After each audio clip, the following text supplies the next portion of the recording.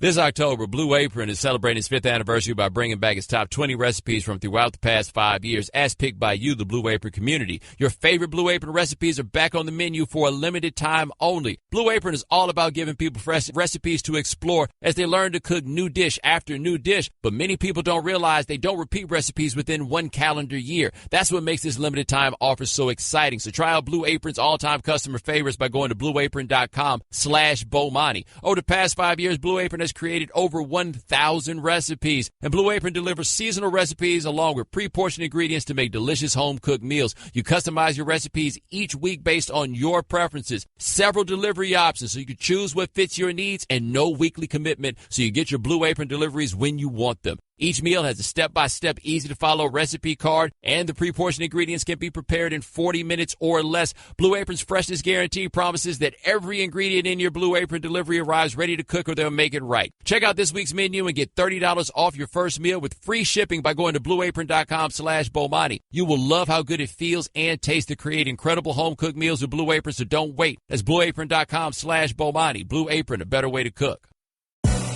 Welcome to the Right Time Podcast. The Right Time with Bomani Jones. Ladies and gentlemen, welcome to The Right Time.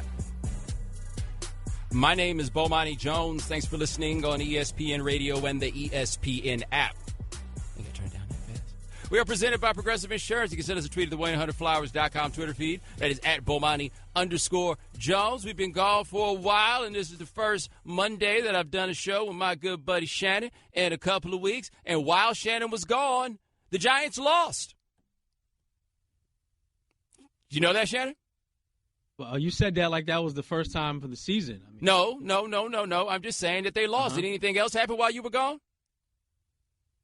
Well, they did win a game, right? You should have come to work that day. Oh. 888-729-3776. That is our telephone number.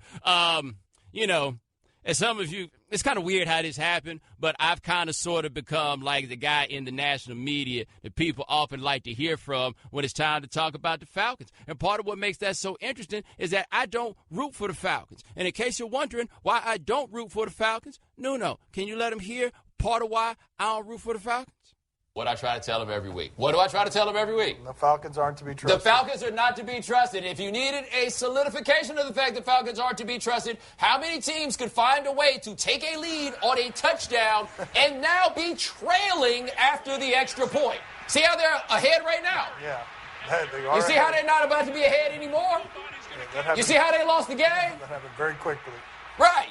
And you're going to ask me what this is about? I mean, look, the Chiefs are scoring on them with fake punts. Alex Smith had a huge yards per attempt number, which you never have, but it's really just going to a bunch of tight ends. And Julio Jones hurt his hamstring, which means this offense might be done for. It wouldn't matter who was on the other side. The Falcons would have found a way to lose that game the exact same way if they were playing against Vanderbilt. But their offense shouldn't be the one losing it. Keep in mind, Bomani, their defense is really bad, but the way that you can't lose the game is with your offense allowing Kansas City to score points. Your defense allows enough points on its own without Matt Ryan helping them get a couple more. Oh, yeah, did we mention that Matt Ryan threw a pick 6 to go along with that pick 2 that he threw right there? Did we get to the round? The only thing that game was missing was afterward one of their players getting busted for soliciting a prostitute, because that's the most Falcon thing to happen ever. Or your franchise quarterback deciding, hey, I got a little free time. Who wants to fight some dogs? This doesn't sound like bitterness at all. How about the time their first 1,000-yard rusher, they stopped the game to give him the ball, and he ended the game with 995 yards? Would you like to talk about the time Jerry Rice scored 5 touchdowns on Charles Toast Demery in 1990, while Dion's on the other side doing I don't know what?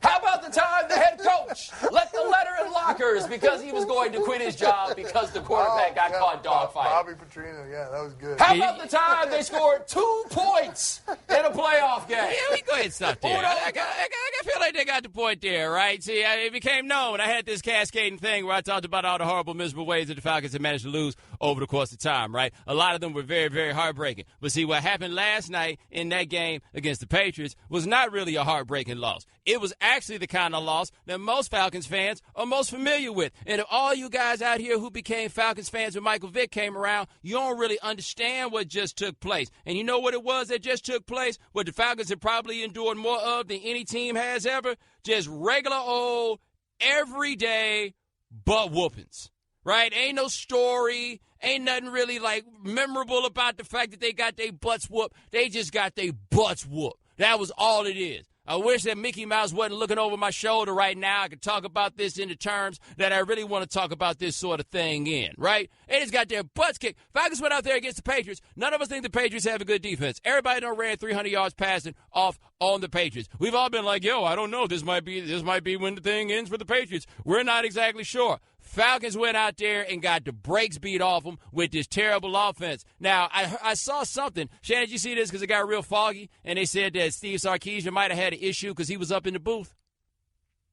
Oh, so that's what explains the play calling. Gotcha. Well, let me ask a question. Did he ever come out the booth? Right? Is that fair for me to ask? Did he ever come out the booth? Because I feel like if that's what the streets is telling you, then you need to come up out the booth.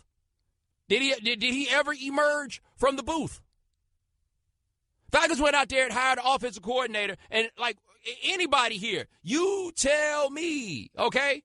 You tell me the last time somebody hired Steve Sarkisian and he made things better, right? You could say the University of Washington, right? Because he took over right after Willingham was there. Willingham had them there in the zeros, right? Okay, you could say that. But when he took over the offense at USC, the offense did not get better. When they brought him back to be the head coach, the offense did not get better. When they let him call plays that one time for Alabama, the offense did not get better. Now this dude is coaching for the Falcons.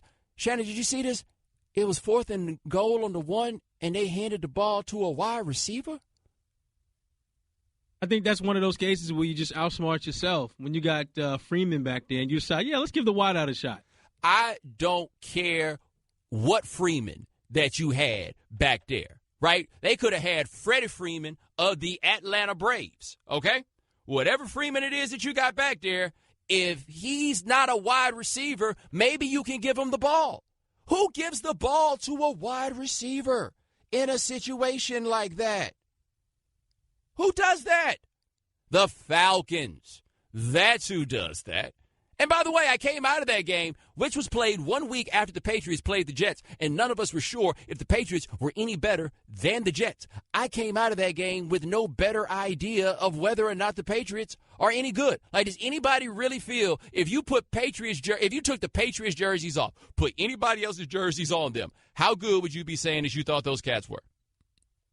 Like, real talk, how good would you be saying that the Patriots were? I have no handle on this at all. What I do know about the Falcons, hey, man, you just can't stop being who you are sometimes, right? And I guess that's what the argument that we make a lot of times with the Patriots and why they're good. But I'm looking at the Falcons like, hey, man, I guess you just can't stop being who you are sometimes, huh?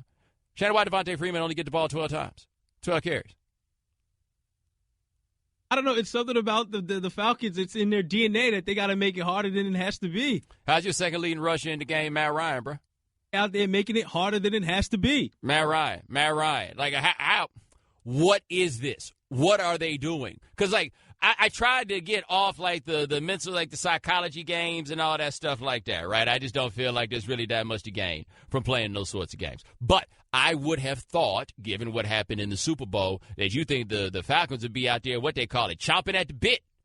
Isn't that what they say sometimes? You would think that they would be out here chomping at the bit, ready to get back out there, show the world that they, what they mean. Instead, Shannon, the Falcons are 3-3. 3-3. Coming off 3 losses in a row to the Bills, not so embarrassing. To the Dolphins, kind of. And to the Patriots. So maybe we're being unfair, Shannon? Maybe, perhaps. Well, in a couple of those games, though, they could have easily lost. I know they won the games that they won, but they could have easily been 1-5. Well, yeah, they tried to lose that game to the Bears, and the game against the Lions was not so much going well. Like, Kyle Shanahan, this is what they do. Like, Kyle Shanahan's up there not winning any games with the 49ers while somehow looking like more of an offensive genius than ever just because of what happened when Sarkisian took over. That's it. Like, honestly, I feel like Kyle Shanahan should have just taken this whole year off. Just be like, oh, go ahead and watch that. See what happened. Let me know. You're going to see. By the way, here is Atlanta Falcons head coach Dan Quinn trying to, I don't know what he's looking for. Maybe a bright side? Well, number one, I think they're a really resilient group. Of course, like any competitor, they're pissed, because we know we have a higher standard that we want to play to. So when you don't attain that, you get disappointed. The preparation and the process that they go through to get ready has been on point, but we're not executing at the level that we can, and that's what we're going to work like crazy to get right. Man, you imagine having to be a coach and you got to, like, explain all these things that happen after y'all get beat, like, in these ways. Can you imagine that? Like, I mean, like, I just feel like after this happens, you just have to want to go home and be like, man, you saw the game, man. We just got smoked. So you got to, you know, I'm sure these guys don't feel good about this and everything else, da-da-da. Nah, man, people want your offensive coordinator's head. Here's Matt Ryan, by the way. He says the Falcons ain't nowhere to go but up. Every year is different. Played in this league long enough to know that, you know, one, it's hard to win games, and two, it's a tall task to be productive week in and week out. It takes a lot of hard work, and so we haven't been as productive as I think we're capable of being. From a player standpoint, I feel like it comes down to missed opportunities. I think that's been the, you know, sounded like a little bit of a broken record for the, you know, first couple of weeks of the season. But when we get our chances, we've got to make plays, and we haven't done a good job of that. Hey, Shannon, speaking of Matt Ryan, are people still sticking to all the Matt Ryan stuff they were saying last year? Remember that everybody thought Matt Ryan become somebody new? Funny how that stuff works when you win an MVP, right? You don't hear those saying the same chirping that you probably should. Yeah, it's like suddenly people really thought that he had become a new person, and now he looks like the Matt Ryan that we had seen all the time. So bless his heart for getting that MVP, don't get me wrong, but I do feel like what we're seeing is Matt Ryan is a good quarterback who can be very good, but is simply not a great quarterback. But even if he was a great quarterback, Sarkisian out here giving the ball on jet sweeps. Jet sweeps, bro. Jet sweeps. At the goal line. 888-729-3776. That's our telephone number. Give us a call. Coming up next. So, yeah, I mean, I can say those things about Matt Ryan, but you want to talk about some of these other quarterbacks out here? Find out if your quarterback made this week's bad quarterback list on ESPN Radio, the ESPN app, SiriusXM Channel 80. The Right Time with Bomani Jones. Ladies and gentlemen, welcome back to The Right Time. My name is Bomani Jones. Thanks for listening on ESPN Radio and the ESPN app. We are presented by Progressive Insurance. Orlando Ledbetter of the Atlanta Journal-Constitution will join us next segment. Orlando Ledbetter will join us at 4:30 Eastern to talk about them sorry Falcons. 888-729-3776. That is our telephone number. And, hey, it's time for Straight Talk, brought to you by Straight Talk Wireless. Best phones, best networks, no contracts. By the way, something I hadn't really thought about here as it relates to the Falcons. I'm glad Devontae Freeman already got his money while that Kyle Shanahan was still on the offense. Otherwise, he'd have to go scrap it out with Sarkisian in the parking lot like, say, homie, you out here costing me some bread, right? Like, you know, I know you out here doing the best that you can, but the best that you can ain't going to feed my kids.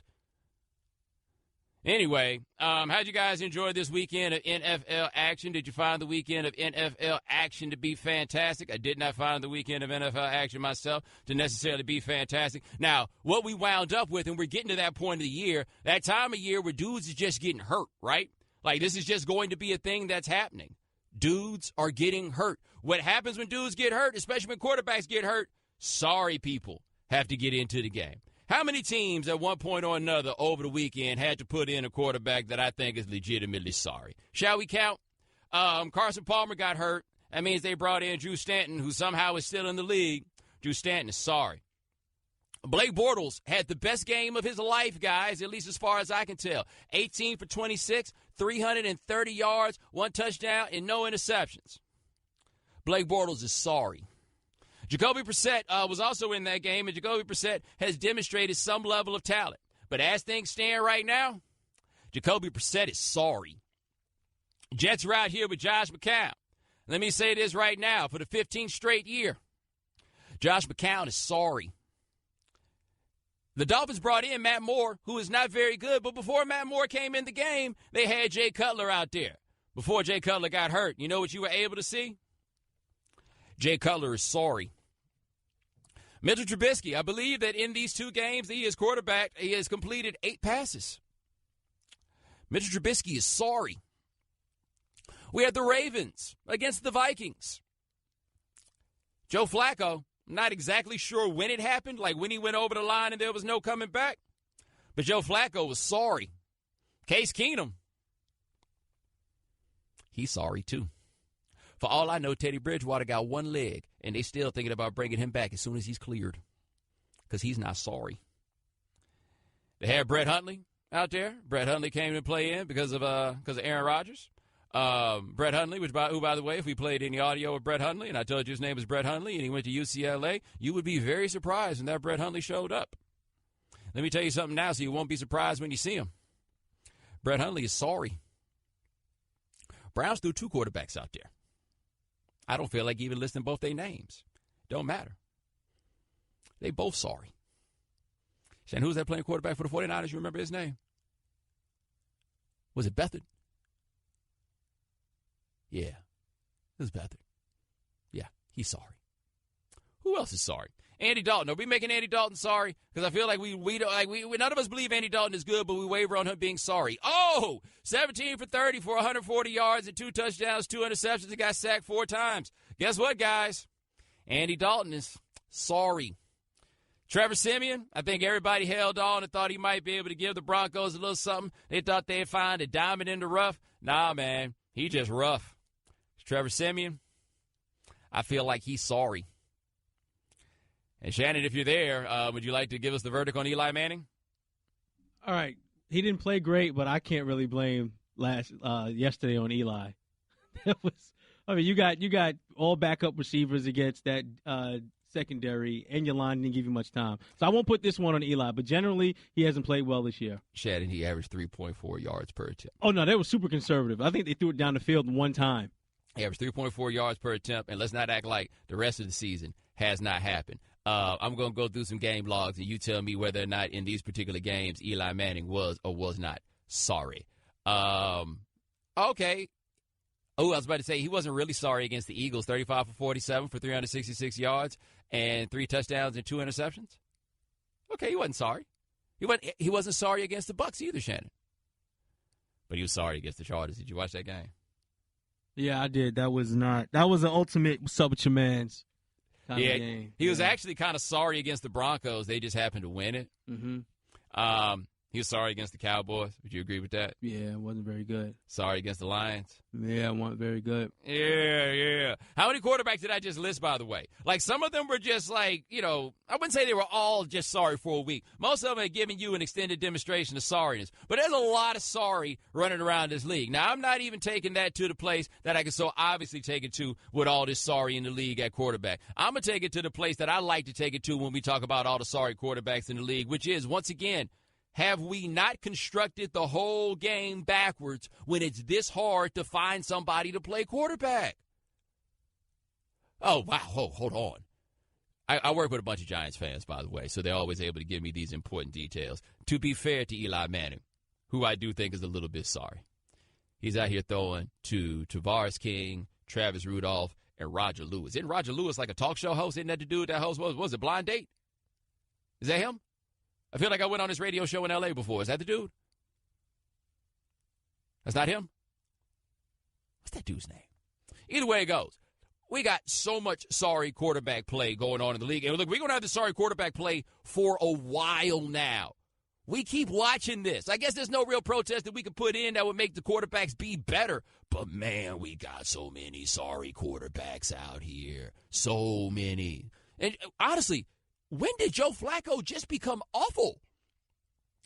There was a point, obviously, where you could win a Super Bowl with Joe Flacco, and it wasn't like the Ravens carried Joe Flacco to that Super Bowl. For that postseason, Joe Flacco absolutely carried them all the way there, and they played against one of the more talented teams that we've seen in recent memory, those 2012 49ers. He carried them to a Super Bowl. How did he get so sorry after the fact? Like, did he just get that money and be like, nah, I ain't trying to work out? No, I don't need to work out. Yeah, no. Yeah, he out there with his kids. Dad, you want to play catch? We ain't got to play catch no more. We rich. Now, how about this? How about you just take a tennis ball and go throw it against the wall? Daddy keeping his arm safe. You got to realize after all these years of playing NFL football, I don't want my arm to be hurting too much down the line. You know what I'm saying? I only got so many throws left in it. I want to protect it. Yeah, that's what it is. Anyway, kid, it doesn't matter. We so rich. Straight Talk Wireless, nationwide coverage on America's largest and most dependable 4G LTE networks. All right, coming up next, what is wrong with your Falcons? The damn show ain't mine. We'll talk to Orlando Ledbetter of the Atlanta Journal-Constitution on ESPN Radio, the ESPN app, Sirius XM Channel 80. If you've got goals, GNC's got the protein for you. GNC AMP Whey Bolic is clinically proven to increase muscle size and strength in just 8 weeks. Total Lean is the most comprehensive line of weight management protein. GNC is the best from popular brands like Optimum and Muscle Tech and in-store exclusives from Ghost and Performix. Try all the awesome great taste and flavors like cereal milk, Tahitian vanilla, Fruity Charms, fudge brownie. Save big with GNC's beat 'em by a buck price match guarantee. Find the right protein formula for your goal at GNC. The Right Time with Bomani Jones. Ladies and gentlemen, welcome back to The Right Time. My name is Bomani Jones. Thanks for listening on ESPN Radio and the ESPN app. Our guest joined us on the Shell Penzo Performance Line, just like our next guest. He covers the Atlanta Falcons for the Atlanta Journal-Constitution. He is lightning lead, as he says he once was in his college days. We take his word for it. His name is Orlando Ledbetter. What's going on with your boys, man? Hey, Bill, yeah, man, they're a train wreck right now. The Super Bowl hangover is real. They thought they were just going to keep on rolling. Got off to the 3-0 start and found out it's tough sledding when everybody's coming with you with all their hammers and nails and everything to knock off the defending NFC champs. It's been a rough sledding for the Falcons offensively, and defensively they have not been able to stop the run here in these last 3 games. Now, the obvious target is the biggest change from last year to this year, which is offensive coordinator. What do you think about the criticism of Sarkisian? It's valid. You got 2 first-time coordinators, too. So, making adjustments has been an issue. A lot of people want to tout Marquand Manuel as a potential head coach in the future, but he's got to shut some offenses down. He hasn't done it, so that's there. Sarkisian, I've never seen a jet sweep on a 4th and goal at the 1-yard line in the NFL ever. And, I started covering the league in the 80s. So that was pretty – maybe that worked against Oregon and Arizona in the Pac-12, but that wasn't a pro football play. So I don't know how he's going to work out. Are they going to get him some help? Can Raheem Morris call the plays? Matt Schaub, the old veteran, can he help out with some of the calls? Because, Matt didn't have a check out of that play because no back was in the backfield. So it was a college play and a college formation, and the NFL guys are just too smart and watch too much film for that kind of shenanigans on the goal line. All right, we're talking to Orlando Ledbetter, the Atlanta Journal-Constitution, here on The Right Time. Now, you mentioned a new defensive coordinator. Things were bad for that defense last year until Dan Quinn kind of took it over. So is there a chance that he goes back to running his own defense? I'll check with him, Bo. I don't think so. He has the utmost respect for Marquand and Jeff Ulbrich, the linebacker coach. He's more inclined to leave them alone and get Stark some help, I believe, is the way we're going to see this thing go here. I don't know if it's going to be player help coming up to him with Matt Ryan calling or having more play in having more say in the game plan. He's certainly ready for that. He started calling his own plays as a rookie 10 years ago, and under Mike Mularkey and Dirk Cutter, they let him do a lot of things on his own on the field. So maybe that's something that the Falcons can do. But I don't know if Quinn's comfortable with giving that power up to the quarterback, but it certainly has worked here in the past. Now, when you talk about Matt Ryan, we've been on a roller coaster ride with him, right? A couple of years ago, it seemed like people were ready to run him out of town. Then last year was the MVP season. So how much of this year with him has been about scheme and how much just been about his play? Well, I think a lot of it, Bo, was his main target, his main man, all-pro Julio Jones didn't practice at all during the offseason. He was coming off of that toe injury. So, he's throwing to Mohamed Sanu all summer, and Taylor Gabriel's out. So I knew the passing game was going to be a little bit off, but they were living by checking down to the backs and getting Freeman and Coleman in space and getting Hooper the ball until the receivers got ready. They got to get their timing down. He's 4-23 on deep balls, and, that's where the problem starts with the offense. Are you surprised to have not seen the running backs get more carries? Yeah, well, they've been getting they had to get away from him in these last few games because they got behind here in New England, and then against the Miami Dolphins, they had 2 3-and-outs. So the Dolphins had a big long drive to eat up the clock there. But yeah, the running backs, they had 82 yards in the first half, then 18 in the second against Miami. So the Miami adjusted to the run game and he didn't counter. So, you definitely need to build it off of the run game and hitting those backs out of the backfield and somehow get Julio up the field and on some passes that Matt's going to be able to hit. All right, talking to Orlando Ledbetter, the Atlanta Journal-Constitution, here on the right time. But how do you feel about them within the division? Because they're on this 3-game losing streak, but they're still 1 game off the top spot. Yeah, we'll know here. They got the Jets here. They can't take the Jets lightly, and Carolina has been hot and cold. The Saints' defense may be, for real or mirage. Tampa Bay has, had their issues, tried to come back yesterday and couldn't pull it off. Nobody's running away and hiding this year in the NFC South, so it might be one of those 9-7 champs or 10-6 champ this year. All right, we're talking to Orlando Ledbetter, the Atlanta Journal-Constitution, here on the right time. Now, you talked about the Super Bowl hangover. Is this really a hangover, or is this just one of those bad stretches of football? No, it's a funk. It's the same guys. It's it's the defense that's a year younger. They started, the 3 rookies and 4 second-year guys. So they should be hitting their stride, and they're not. So for whatever reason, they got to figure out what it is and get back to playing the hard-hitting, bone-thumping ball they played last year to carry them to the Super Bowl. And the young guys haven't done that on defense yet. And offensively, you only replace the fullback and the right guard, and those aren't really key spots, and those guys are doing fine. So it's got to be an internal coaching and motivational thing, what the players believing or not believing in the game plan. Now, with Julio Jones and the health problems he's having, not practicing, is this something that they think will take care of itself, or is this something that's going to go through the season? It's going to go, Bo, because, we did a chart last year of all of his injuries. He's so explosive. He gets, hurt a lot. So they don't practice him on Thursdays, anyway, or give him limited time. It's something that, he's, getting older in the league that they're going to have to do, like they did with Tony Gonzalez and Roddy White late in their careers. So it's here to stay now for him. He's probably never going to be a full practice participant. Now, you have been around this team for a long time, right? Like, you've seen all kinds of things that come and go with the Falcons. How hard do you think it would be for this unit to snap out of that Super Bowl funk? It's going to be pretty hard because, Jets are tough. They're going to play them tough. Carolina go up to Carolina, and then Dallas comes here. So this is the rough part of their schedule. Then they start into, the division games. But it's too much going wrong, bro. It's usually if you can point to 1 or 2 things and say, oh, okay, yeah, they can move this guy around there and fix this. But, the run game's misfiring. The offense is 2 touchdowns off of the pace of last year. Was averaging 34 points, now just 21. They can't run the ball when they need to. They throw it on short yardage situations, running jet sweeps. They got a lot to clean up here. But, it'll be, it'll be amazing if they could somehow pull out of it. All right, that is Orlando Ledbetter. Check him out covering the Atlanta Falcons for the Atlanta Journal-Constitution. My man, thanks so much. I appreciate it. All right, thanks, Bomani. All right, now, ESPN Radio is presented by Progressive Insurance, comparing rates to help you save. Now, that's Progressive. Call or click today and find out how much Progressive can save you. The Right Time with Bomani Jones.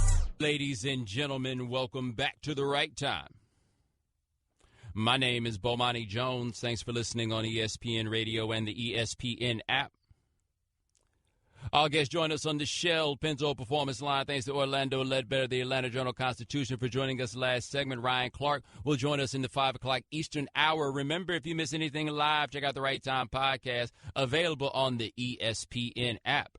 I have not checked my Twitter mentions as we started doing this show. I said a little bit earlier that I thought that Eli Manning was sorry, and I find that people get really, really upset when I say certain things about Eli Manning because I was on the internet today, and I said that Eli Manning was not a Hall of Famer. He's probably going to make the Hall of Fame on the basis of those 2 Super Bowls, but I think that he's been a fair to middling quarterback his whole career. Now he's sorry, but I don't think that Eli Manning is a good quarterback, and they come for me every time about that, man. They come for me so strong. They call me all kinds of racist, and to think that that is not even the most polarizing thing that I said on the internet over the course of the weekend. Now, I said this thing over the weekend that I've said before, that I will probably say again. In fact, I am going to say it again today, but I say it, and whenever I say it, I don't know why. It is the thing of all things that really, really, really makes y'all freak out. And you know what that thing is that I say that really, really, really makes y'all freak out?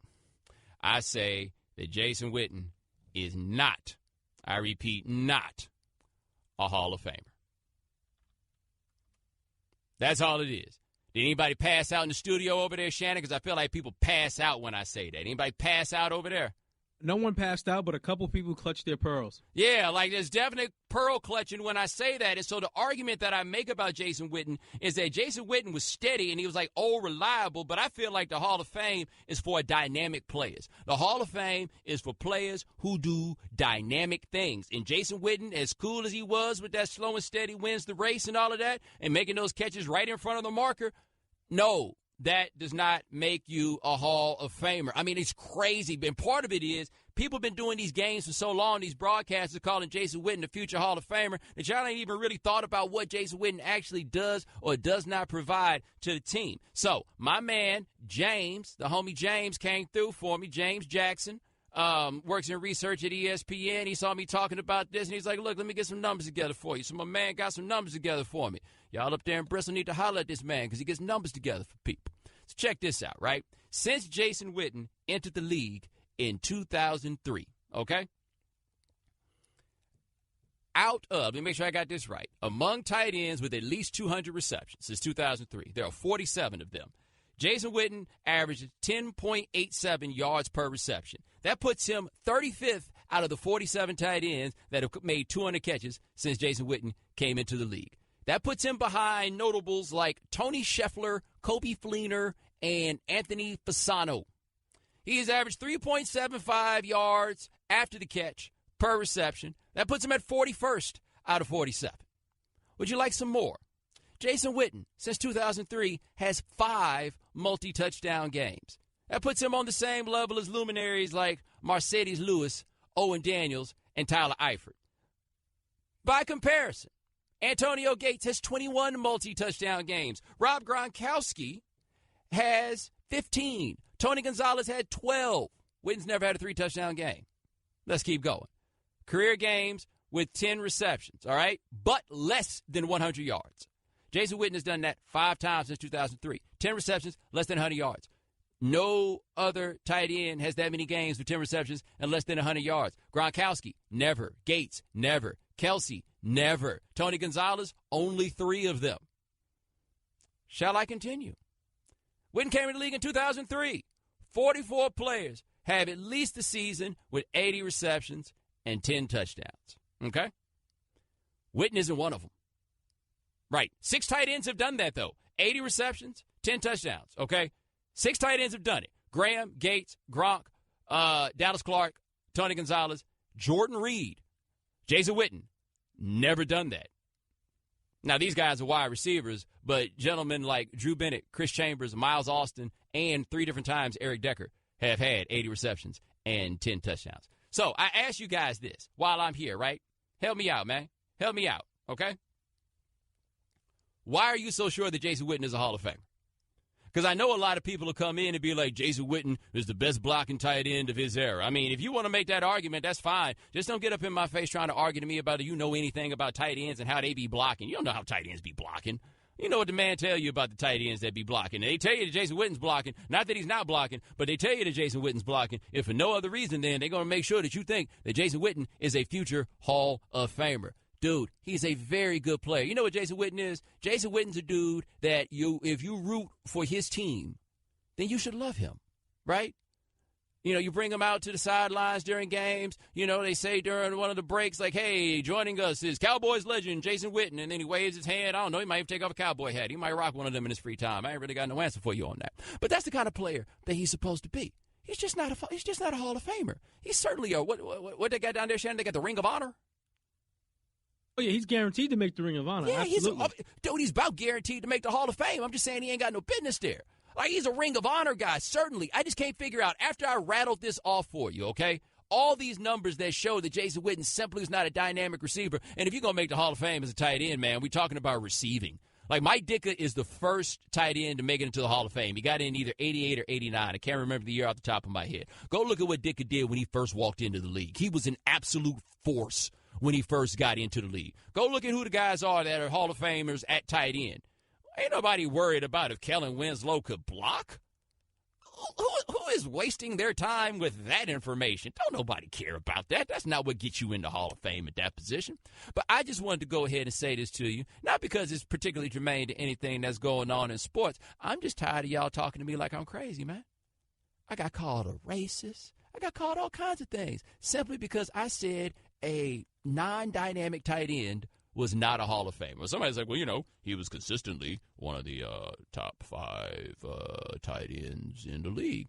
That ain't good enough to get you into the Hall of Fame. They didn't put any of them in the Hall of Fame until the 1980s. Now, you go look at how many tight ends are in the Hall of Fame in total and then tell me if I'm supposed to say you a top 5 one for like a year or two that somehow I'm supposed to put you in the Hall of Fame. That's not what it is. So what I need y'all to answer for me is, why are y'all so mad when I say that Jason Witten is not a Hall of Famer? Right? Like, why are you so mad at me when I say that? I'm just curious, because I can't figure out why you're so damn sure he's in there in the Hall of Fame. But even then, I didn't say he was sorry. I just said he's not a Hall of Famer. Why y'all always so ready to fight me over that one? I got another Cowboys hot take about the Hall of Fame. I'll tell you on another day. I don't want to fight. 888-729-3776. That's our telephone number. Coming up next, the NBA is going crazy, and I love it. Find out what I mean on ESPN Radio. Thanks for listening to the Right Time Podcast. Please come back tomorrow for more. And don't forget to listen to The Right Time with Bomani Jones from 4 p.m. to 7 Eastern on ESPN Radio and the ESPN app. This October, Blue Apron is celebrating its 5th anniversary by bringing back its top 20 recipes from throughout the past 5 years, as picked by you, the Blue Apron community. Your favorite Blue Apron recipes are back on the menu for a limited time only. Blue Apron is all about giving people fresh recipes to explore as they learn to cook new dish after new dish. But many people don't realize they don't repeat recipes within one calendar year. That's what makes this limited time offer so exciting. So try out Blue Apron's all-time customer favorites by going to blueapron.com/Bomani. Over the past 5 years, Blue Apron has created over 1,000 recipes, and Blue Apron delivers seasonal recipes along with pre-portioned ingredients to make delicious home-cooked meals. You customize your recipes each week based on your preferences. Several delivery options so you can choose what fits your needs, and no weekly commitment so you get your Blue Apron deliveries when you want them. Each meal has a step-by-step, easy-to-follow recipe card, and the pre-portioned ingredients can be prepared in 40 minutes or less. Blue Apron's freshness guarantee promises that every ingredient in your Blue Apron delivery arrives ready to cook, or they'll make it right. Check out this week's menu and get $30 off your first meal with free shipping by going to blueapron.com/Bomani. You will love how good it feels and tastes to create incredible home-cooked meals with Blue Apron, so don't wait. That's blueapron.com/Bomani. Blue Apron, a better way to cook. Welcome to the Right Time Podcast. The Right Time with Bomani Jones. Ladies and gentlemen, welcome to The Right Time. My name is Bomani Jones. Thanks for listening on ESPN Radio and the ESPN app. We are presented by Progressive Insurance. You can send us a tweet to the 1-800-Flowers.com Twitter feed. That is at Bomani_Jones. So, guys, can we be honest here? Can we be honest? It's the second week of the NBA season, and the NBA is a lot more interesting right now than the NFL.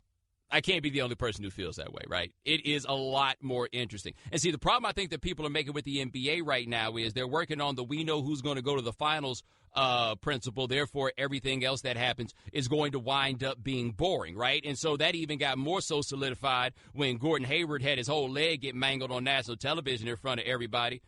I would like to, by the way, take a moment, and I've said this before, and I want to say it again just so everybody gets the point, because I think you'll feel me on this.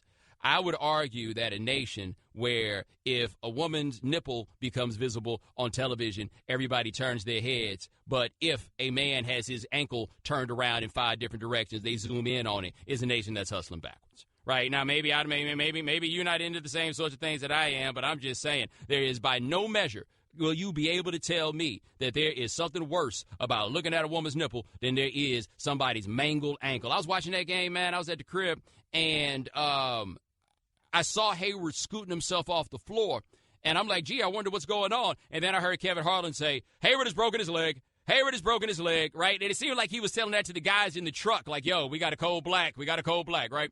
And so at that moment, I turned away from the screen because I don't watch devastating injuries. I have no point to. Like, you could, the whole list of the worst injuries of the last few years, I ain't seen any of them. I ain't see Kevin Ware. I didn't see Sean Livingston. I didn't see Paul George. I didn't see any of those, man. I just don't live that kind of life, right?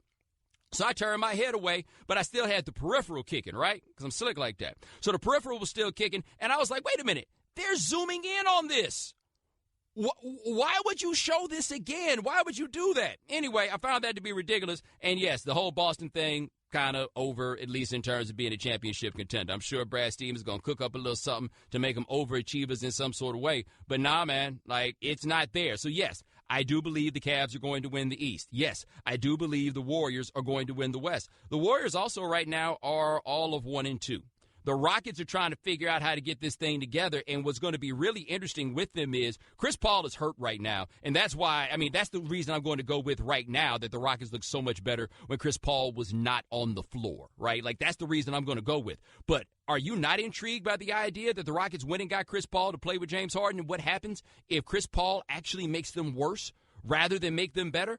Like, I'm not sure if you watched that team of Condors that they got in Milwaukee. Are you not intrigued by watching Giannis at this point? Like, is that somebody that you do not want to see play basketball? Go all around the league, man. There are so many interesting teams and so many interesting stories, and that's before we get to Bobby Portis breaking Andrew Luck's face. No wonder the Colts don't want to tell us when Andrew Luck is going to come back. They got no idea when Andrew Luck is going to come back. You know how long it takes to recover from a broken face like that? Like, Shannon, if you were the Colts, would you want to bring Andrew Luck back out there with a broken face? It's not, especially not behind that offensive line, just ask T.Y. Hilton. Yeah, no, Bobby Portis came in there. Whew, that story, I'm mad we weren't on the air for the day of that one, because by all accounts, like the first account that we got was that it was a sucker punch. Nobody else is saying that it's a sucker punch, so I got a pretty good idea who the source was on the first one for the sucker punch. But even the Bulls were like, okay, so yes, I'm John Paxson, and yes, I did once punch and choke Vinny Del Negro when he was the head coach, but after you break somebody's face, we do kind of have to suspend you. And the Bulls' whole argument for the suspension was basically, yeah, we don't mind people fighting, but you can't win by that much. It's like they got mad at, it's basically their problem with, what's his name, Portis. They felt like Portis ran up the score. Like, that's all it was. It's like, look, man, you allowed to win the fight, man, but you can't be out here just stunting on them like that. And now, by the way, Shannon, one of them has to go, right? Yeah, absolutely. You can't have both of them on the squad for the remainder of the season. You can't do it. No, you can't. Let's bring it into the huddle, guys. No, you can't do it. Well, the big thing about it is you can have it. The only circumstance under which you could bring Bobby Portis and Mirotić back would involve Mirotić being like, you're right, I had it coming. Like, that's what it would have to be. You also see where Bobby Portis said that he called Mirotić, he had texted Mirotić, and then Mirotić had not hit him back, and he said that he thought that it would be, quote, a pretty gentle conversation. Well, of course it's going to be a pretty gentle conversation. The man got a broken face. Like, how harsh of a conversation do you think that Mirotić came? Yeah, you try to have a non-gentle conversation with Mirotić, he's like, Bobby, my head hurts. Could you please stop talking so loud? Please, it hurts. Do you know what Mirotić had to eat last night, Shannon? He had a boost for breakfast, an insure for dessert. Bobby offered to take him to IHOP. That's right. And what did he do when they ordered the pancakes? What did he do? Just sip the scissor. Just sip the scissor. That's all. Oh, man, I can't imagine. Can you imagine that? Like, I'm trying to do this right now. Can you imagine 8 weeks of this and it hurts? And it hurts. Yeah, you don't want those problems. What else we got going in the NBA? Shannon, your man Steph throwing the mouthpiece at the refs and not getting suspended because he's Steph Curry. Yes, he did not get suspended, but he was fined by the league $50K for throwing his mouthpiece in the general direction of the official, but not at the official. Now, I will say this, that I do not think necessarily that throwing the mouthpiece at the official is the worst thing in the world, right? Like, I'm not going soft or anything like that. However, Shannon, what would your first response be if somebody threw their slobbery mouthpiece at you and it connected? Oh, no, I'm going to have to see that dude. Yep, and that's why he's got to be suspended. Yeah, Steph, don't let these stripes fool you. Don't let this uniform fool you. Look, this is my second job, all right? This ain't my full-time job. That's my second job. That's why he's got to be suspended, because pretty much all of y'all, if somebody threw their slobbery mouthpiece and they got on your clothes, you be ready to fight. That's why you can't put an official in a city. I mean this, by the way. This is not even a joke. I feel like the threshold for a lot of these suspensions is if we're not going to allow people to fight, then we can't put people in positions where they should be fighting. And I feel like somebody putting their slobber on you in that way is a fightable offense. That's how I feel about that. We had that one go down. Like, I just feel like we've had a lot to consider. Lonzo Ball, who we'll talk about a little bit later in all of this. But I just feel like the league has so many great storylines right now that if you get yourself caught into the only thing that matters is who wins the championship, you're missing it. Shannon, have you seen the Sixers yet? Sixers are exciting. I watched them opening night against Washington. That was an exciting game. And looking at Ben Simmons, a 6'10 point guard.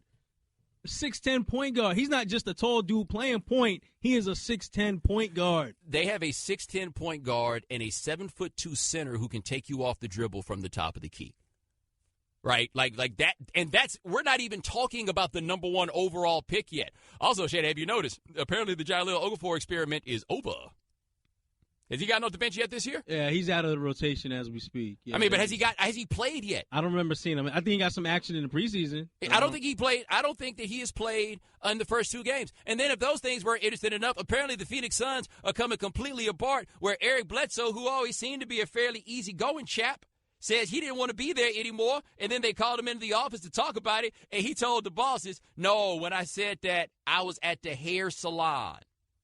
And I feel like that whole situation right there spells out probably why it's not working in Phoenix. You know why it's probably not working in Phoenix? Because Eric Bledsoe right now is probably mad, not because the man told what Eric Bledsoe's story was, because Eric Bledsoe's like, a hair salon? Fool, I told you I was at the barbershop. Shannon, they speak in different languages. To mention, you're talking about Bledsoe, the Phoenix Suns fired their head coach after 3 games into the season. After 3 games. Eric Bledsoe said, I don't want to be here anymore. They fired the head coach, and now Eric Bledsoe's not going to be here. I feel like these other cats on the team need to figure out what the program is. We're going to have 5 cats. Devin Booker about to pop up tomorrow. I don't want to be here no more either. Call my agent. Like, seriously, like, if I'm Tyson Chandler at this point, I'm too old for this. Like, I turned into Murtaugh. I'm too old for this. I'm at the crib. No, I'm totally at the crib. But when McDonough put out that statement saying that Bledsoe thought he was at the hair salon, you know what my other thought was about that, Shannon? First of all, wasn't it on a Sunday that he sent this? It was yesterday, right? Yeah. That's a Sunday, right? Just checking. Because, you know what Sundays are for? Barbers with no licenses. And I feel like Eric Bledsoe got too much money to get the no-license haircut. But to be fair to him, if he was actually in a hair salon, Shannon, perhaps that meant he was in Sport Clips or Great Clips or another one of those places where they don't cut our grade of hair. In which case, I would not blame him for wanting to leave. He may have been halfway through the haircut. You're not buying that one either? It's looking unlikely. Yeah, Ryan McDonough's not buying it. Like, your whole thing is falling apart when you are firing the coach after 3 games and you got players being like, I don't want to play here no more. Well, fine then. If you don't want to be here no more, you ain't got to be here. It's going to be a line out the hallway like, excuse me, hey, Ryan, can I talk to you for a second? Yeah, it's not. I'm just not feeling it. That's it. Also, injury NBA stories, by the way. We still get to see what's going to happen with the Pelicans. We still got what's going on with the Thunder. The Spurs, and I don't know what to make of them. I think they're interesting, though. I'm not going to pretend like I be feeling like watching them. And Shannon, how about the Clippers, who might be better without Chris Paul? Isn't that something, how they move the ball better and they have different guys bringing up the ball up the court so they can get into different offensive sets now that they have 3 or 4 different guys bringing the ball up? Isn't that something? Doc about to come in that press conference. I told y'all what I tell y'all. And then, Shannon, we have the Knicks. Have they won a game yet? We're going to move on to the good teams. What about Jimmy Butler and the Wolves, man? That's right.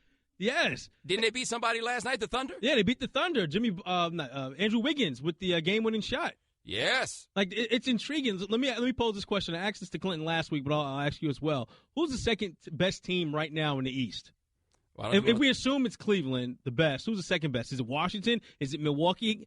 Is it still Boston despite the injury to Hayward? Who's the second best team in the East? I lean Milwaukee right now, but I'm a little confused as to why it is that you don't want to talk about the Knicks. You don't want to talk about the Knicks. You don't want to talk about the Giants. Do you have any team that you like that you want to talk about? And here's something I propose with I need some help out there on Twitter. I proposed this weekend. I need some help. I admitted that I was pretty envious of the Philadelphia 76ers and the whole trust the process slogan because it made it easier. It made all that losing easier to sell. Trust the process. It was catchy. It's something that you can believe in. You can get behind. For us Knicks fans, we need a slogan. We need something. I don't know whether it's believe in unicorns or something. We need something that, despite how bad it is, or we have a first-round pick who twists his ankle or shot 2 air balls in the season's first game, we need something that we can rally behind because it's just not working right now. You know what y'all need to rally behind, what y'all always rally behind. All y'all need is a 2-game winning streak. Y'all get a 2-game winning streak, and y'all will get y'all's full rally on. You act like y'all need, like, a campaign in order to get Knicks fans hype. All Knicks fans need is the slightest glimmer of hope. That's it. 888-729-3776. That's our telephone number. Oh, and Okafor plays Saturday night against the Raptors. He had 10 points and 9 rebounds. The Sixers lost by 34. Hey, coming up next, Chaos with the Steelers. You're listening to ESPN Radio, the ESPN app, Sirius XM Channel 80. The Right Time with Bomani Jones. Ladies and gentlemen, welcome back to The Right Time. My name is Bomani Jones. Thanks for listening on ESPN Radio and the ESPN app. We are presented by Progressive Insurance. Ryan Clark of ESPN will join us next segment. Ryan Clark will join us at 5:30 Eastern. The Right Time is brought to you by Upside. Now say big on travel and get a big gift card every trip you buy. You'll love Upside.com. Upside.com. 888-729-3776. That's our telephone number. I said that Jason Witten wasn't a Hall of Famer. People got in my mentions losing their minds. Let's hit the phones, talk to Matt from Illinois. Matt, thanks for calling The Right Time. Yeah, thanks, fellas, for taking my call. I appreciate it. Long-time Cowboy fan. Love Jason Witten, but I totally agree with you, Bo. I think he's been a great tight end, one of the better ones, but he's not the same level as what you look at, obviously, Tony Gonzalez and Antonio Gates and those guys. And what sticks out to me is the playoff performance. He's been in 8 playoff games, and he has 1 touchdown in those times. Whereas you look at Sharp and Gonzalez and those guys in the playoffs, they were the red zone threat. For the Cowboys, Witten never seems to be that guy. So I love him. He's going to be a great Cowboy. He's going to be a Cowboy for life, but I agree with you, Bo. And see, thank you, man. I appreciate that. It's okay to say that. Everybody's always got to get all carried away. 888-729-3776. That is our telephone number. Shannon, what's up with the Steelers, man? Martavis Bryant. Does Martavis Bryant know that he just got off a drug suspension? Like, you guys haven't seen this. Martavis Bryant apparently wants to be out of there with the Steelers. He wants out. He got onto Instagram complaining because some dude said that the homie Juju was better than him. And I got to be honest with Martavis Bryant. I would rather see Juju do well than see Martavis Bryant do well because Juju has officially taken over as the king celebrator in the NFL. So, Shannon, didn't Juju gave us hide and seek this week? Wasn't it Juju that was shooting dice the other day? He was also the one who did the Dragon Ball Z earlier in the season as well. That's right, which I still prefer to think of as a Hadouken, therefore I can relate to it. But he is now like the king of the celebrations. Sorry, Martavis, we're going to get a ball to him. He makes things happen, and by things happen, I'm talking about dancing. People love dancing. We want to see him dance. So let's think about everything that has happened so far with the Steelers this year. You've had the Antonio Brown, Ben Roethlisberger stuff. You had the stuff with the national anthem. Now you got this thing with Martavis Bryant, and now he's saying how he wants to be out of there. It seems to be a thing every week in one way or another with the Steelers. Now, Shannon, here's my question. Do you think that Ben Roethlisberger is going to say something in public about Martavis Bryant having his public little thing that he's doing right now? You think Roethlisberger going to say anything about it? That is a great question. Now, whether he'll say something or if he really wants to say something are 2 different questions. Because I think he really wants to say something. I'm just not sure if he'll be able to bite his tongue. Yeah, I mean, let's be real about this with Martavis Bryant.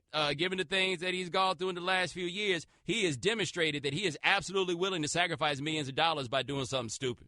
Is that fair? Right? Like he has shown that he is willing to do that. And Shannon, I could be wrong, but Martavis Bryant strikes me as the sort of dude that really ain't here for none of this back talk for no Ben Roethlisberger. Do you get that vibe? No. And I wouldn't be surprised if he did things based on principle. Yes. But my problem with him is he says he wants out. Nobody's going to trade for you. You're like 1 strike away, right? Like nobody's going to trade for him. And the Steelers, he's so talented that the Steelers are going to play the you just going to get over it program. They're not simply going to release him. So he's doing this, I want out. Yeah, you should have thought about that when you were smoking them joints, homie. And I got no disrespect to you for smoking the joints. I'm just telling you. You are stuck here. Shannon, we were talking about this with Joe Mixon before the show, where Joe Mixon is in here like, yeah, I want to get the ball more. Homie, you're not allowed to complain about carries for at least a couple more years. Right? Doesn't he have to make a Pro Bowl first? You got to do something. Look, you got to make it through the entire season first. Yes. It can't be you. Same deal with Mixon and Bryant. It can't be you. Yes, you can have these gripes and complaints. Keep them behind doors. You can't be the one out here publicly complaining about your situation. It can't be you. Joe Mixon need to be in the mirror right now practicing this one. Just keeping my head down. Just going to keep my head down and do whatever I can for this team. Because it can't be you. It cannot be you. Think about this, Shannon. Have we ever heard Pac-Man Jones complain about playing time? No, of course not. Now, we might have heard him complain about what's going on through the course of a game or the officials, but we haven't heard him complain about playing time. He can't. He's not in that place. No. He cannot be the guy who is going to do this. Like, how tired do you think Mike Tomlin is coming to work dealing with these dudes every day? Every day, right? Got to be one thing or another. I got this quarterback that people don't really seem to like that much, and then he be talking about him. I got this wide receiver that's always complaining. Then I got this other wide receiver that's always complaining. Now I got these people out here saying I don't love America. How do I win? All right, 888-729-3776. That's our telephone number. I'm pretty sure somebody's about to put on his cape for Jason Witten on hold. Let's talk to Scott from Arizona. Scott, thanks for calling the right time. Hey, how's it going, Bomani? Big fan. I'm out from Mesa, Arizona. How's it going? Doing all right, man. How are you? Good, thanks. Hey, man, so I just had a couple big numbers that I had to put out there. 10. Jason Witten is a 10-time Pro Bowler, bro. Don't care. 4. He's the fourth all-time leader in receptions. Don't care. Okay, 12,000 receiving yards, 66 touchdowns. He's played 15 seasons in the National Football League. Don't care. Guess how many games he's missed? 1 game in that entire career, bro. Perfect attendance. Yeah, and I know I'm not an expert in blocking, but I've watched the Cowboys, man. I've seen what he can do blocking. I don't have to be a professional analyst or anything like that. He can block, man. He makes a difference. Let me ask you a question. You talk about Jason Witten being 4th all-time in receptions. Anquan Bolden retired at 9th, right? And he's really not very far behind Jason Witten in terms of number of receptions. Do you think Anquan Bolden is a Hall of Famer? Like, I can go up and down the list of guys that got a whole lot of receptions. I don't think that necessarily makes them Hall of Famers. Like, Derek Mason has 943 receptions for his career. I don't think he's a Hall of Famer. Hines Ward has 1,000. I don't think he's a Hall of Famer. Brandon Marshall is going to be like a questionable case as a Hall of Famer. So to me, you can put the big old counting stats up there and you can give him credit for all the perfect attendance. But in the end, the Hall of Fame is for dynamic players. And Jason Witten is not a dynamic player. Even he's not a dynamic player. That's why he keep coming up with all this so he could block and stuff like that. Like, do you think Jason Witten was a dynamic player? Yeah, the Stammers where you messed up. 888-729-3776. That's our telephone number. Coming up next, what are the Steelers going to do to make sense of what they got going on right now? We'll talk to Ryan Clark of ESPN on ESPN Radio, the ESPN app, Sirius XM Channel 80. If you've got goals, GNC's got the protein for you. GNC AMP Waybolics is clinically proven to increase muscle size and strength in just 8 weeks. Total Lean is the most comprehensive line of weight management protein. GNC has the best from popular brands like Optimum and Muscle Tech and in-store exclusives from Ghost and Performance. Try all the awesome, great-tasting flavors like cereal milk, Tahitian vanilla, fruity charms, and fudge brownie. Save big with GNC's Beat 'em by a Buck price match guarantee. Find the right protein formula for your goal at GNC. The Right Time with Bomani Jones. Ladies and gentlemen, welcome back to The Right Time. My name is Bomani Jones. Thanks for listening on ESPN Radio and the ESPN app. Our guest join us on the Shell Pennzoil Performance Line, just like our next guest, Super Bowl champion Ryan Clark. Ryan, what's going on with your Steelers, man? Why is it drama every week? You know what? I don't even look at this as drama. This is just foolishness. That's basically all this is. And it's not even dealing right now with a player that's contributing a whole lot. So I don't really think this one's a big deal. They're just gonna brush this one aside and keep on handing the ball off to 26. So what do you do with Bryant though? Because one thing, he's so talented, so I've been surprised that he hasn't gotten the ball more. Like, what do you think the problem's been with him on the field? If you look at him, he hasn't created the separation we saw him create early on in his career and before he was suspended. He probably also hasn't gotten the attempts going his way. AV has been heavily targeted in the recent weeks.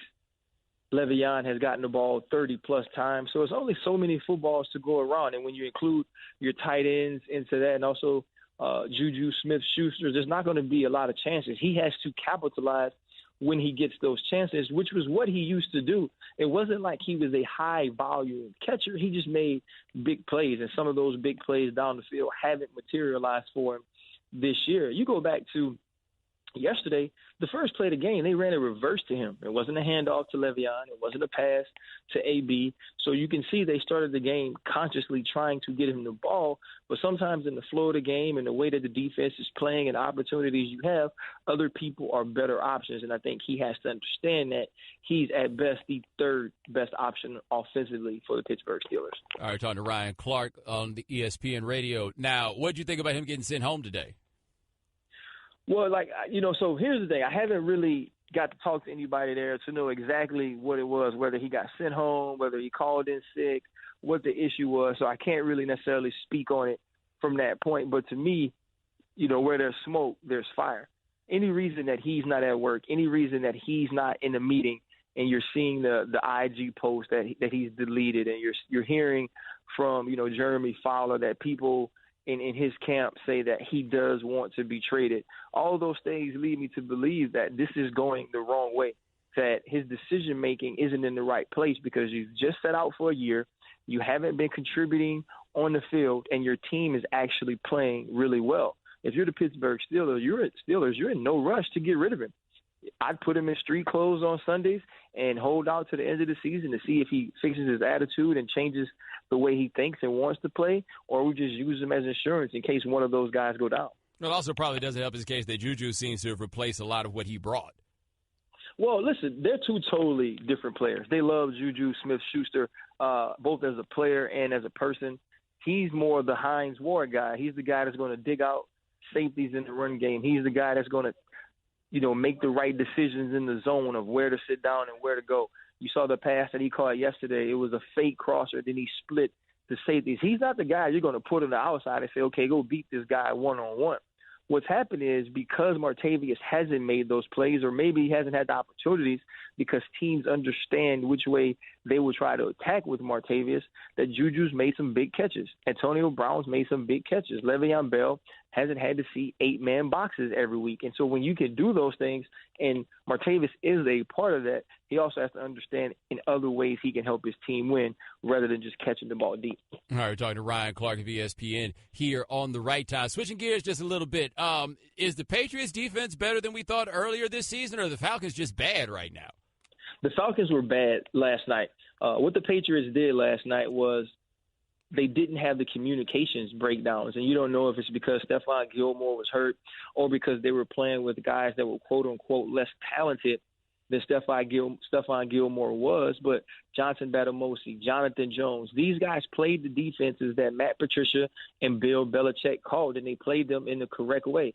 You look at the other side, Matt Ryan had some opportunities to complete some passes. He had some opportunities to push the ball down the field, and whether it was miscommunications or misunderstandings between himself and the wide receivers, those passes weren't completed.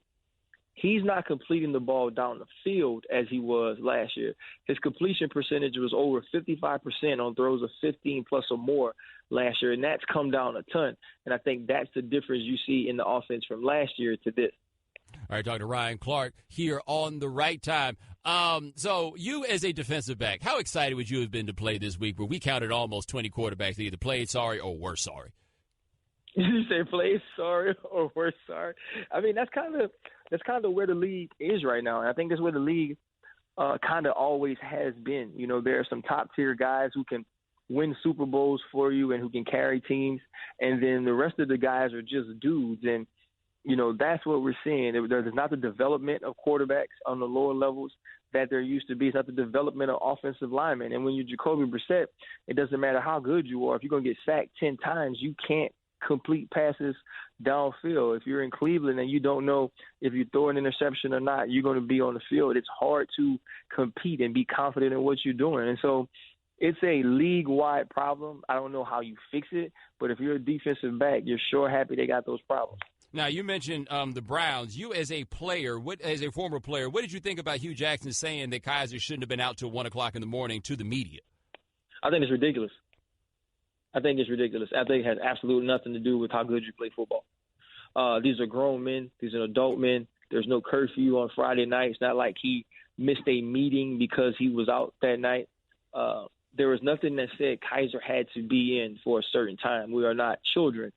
Deshaun Kaiser is not a child. Now, does it hurt you when you stay out till 1 o'clock and you play bad because it's known, and when your coach calls you out, that's bad business. But I think the problem is losing, Bo, because if you win that game and they ask you the question, you laugh it off, and you say, you know what, they grown men. As long as he plays well, it's good. But when you lose, it becomes an issue. I've seen a lot of quarterbacks, a lot of guys, period, be out on Friday night and play extremely good football on Sunday. The two things don't necessarily correlate. So I don't like the fact that he used that as a reason for the quarterback's play not being what he thought it should. All right, last question for Ryan Clark before we go. How good would the Jacksonville Jaguars be if they just had an NFL-level quarterback? Why are you doing Blake? Now, like granted, that, he man? played well this week. I'm not going to say he didn't play well this week, but, I mean, it's the craziest thing to watch. Their defense looks so good, except they got him. You know what? That is the thing. How well will Blake Bortles play week to week? You know by now you can't put the game on his shoulders, so the running game is going to have to be good. You're going to have to play well defensively. And, I mean, this team is good now. This isn't a team that you want to go to Jacksonville and play. But if Blake Bortles can fix some of the turnover problems, become more competent in situational football, this is the team that has the opportunity to win the AFC South and represent this division in the playoffs. All right, that is Ryan Clark. Check him out covering the NFL for us here at ESPN. My man, thanks so much. I appreciate it. Yes, sir, man. Have a good one. All right, now, ESPN Radio is presented by Progressive Insurance. Progressive is celebrating 5 years and more than 500 cars donated to vets. To learn more, visit keystoprogress.com. The Right Time with Bomani Jones. Ladies and gentlemen, welcome back to The Right Time.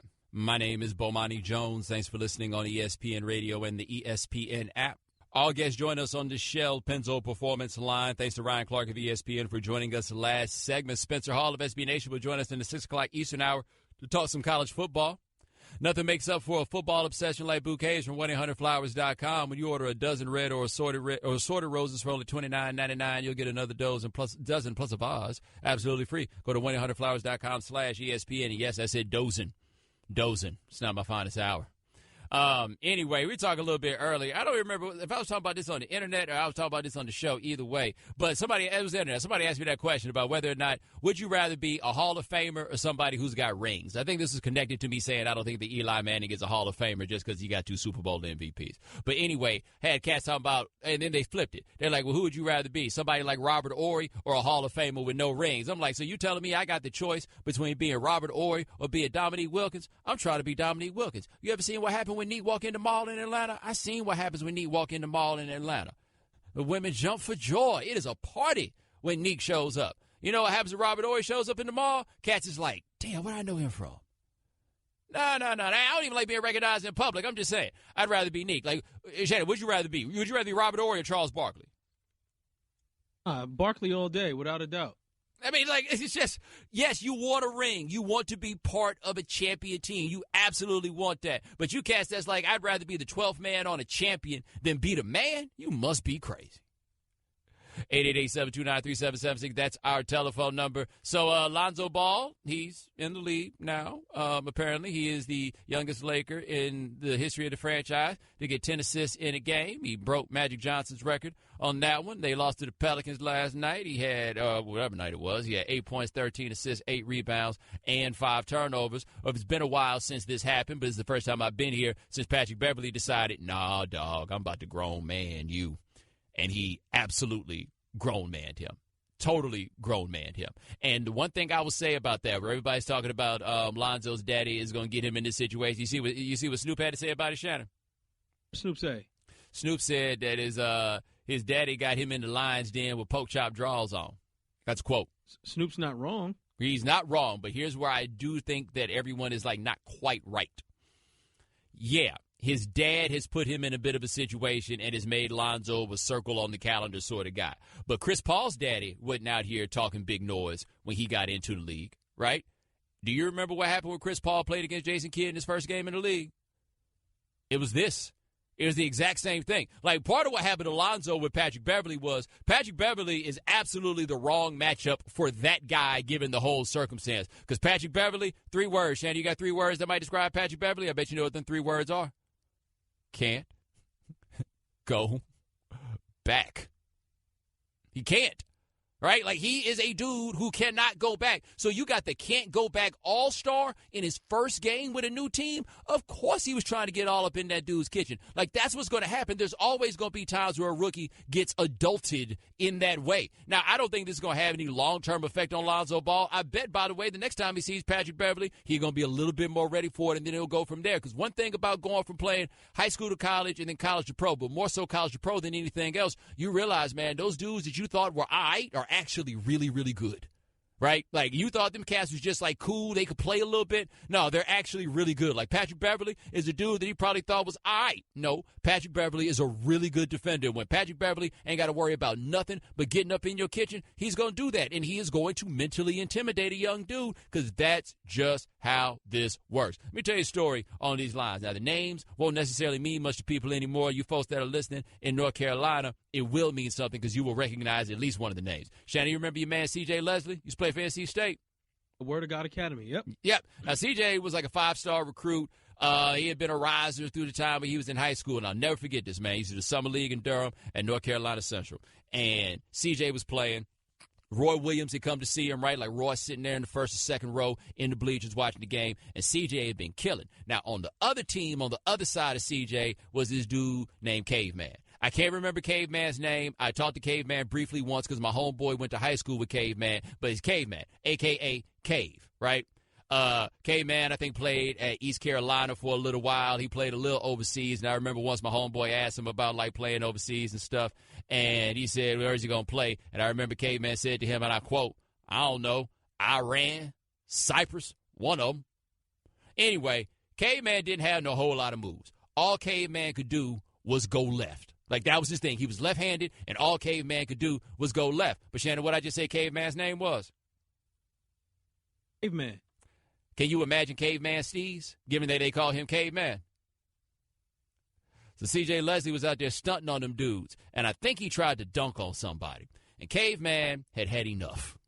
Caveman made the decision that he, as an adult, was going to teach C.J. Leslie a lesson. Caveman, like, C.J. Leslie was like 6'8", Caveman nowhere near that tall. Dude, Caveman just screamed in his face and was all up on him and was taking it to the rack right at him. And again, there was no finesse to this. It was just all power, get in your chest. I'm a grown man. You're not a grown man. And there's nothing that you can do about this right now. And I remember the moment I realized that poor C.J. was done. C.J. looked at him at one point and then turned his head and tried to do psh, one of those with his hand, right? Like, psh.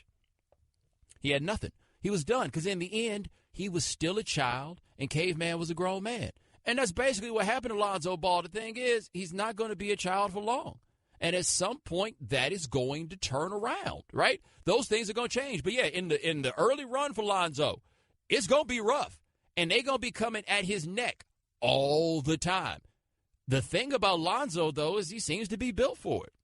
And if he's built for it, then this isn't really a problem. And that's the one thing his dad always says is that he's built for it. I've seen no evidence that he's not built for it. But damn it, he better be because they coming. All right, 888-729-3776. That's our telephone number. Give us a call. We got your phone calls. Also, whole lot of people seem like they want to fight fans. Find out what I'm talking about on ESPN Radio. Thanks for listening to the Right Time Podcast. Please come back tomorrow for more. And don't forget to listen to The Right Time with Bomani Jones from 4 p.m. to 7 Eastern on ESPN Radio and the ESPN app.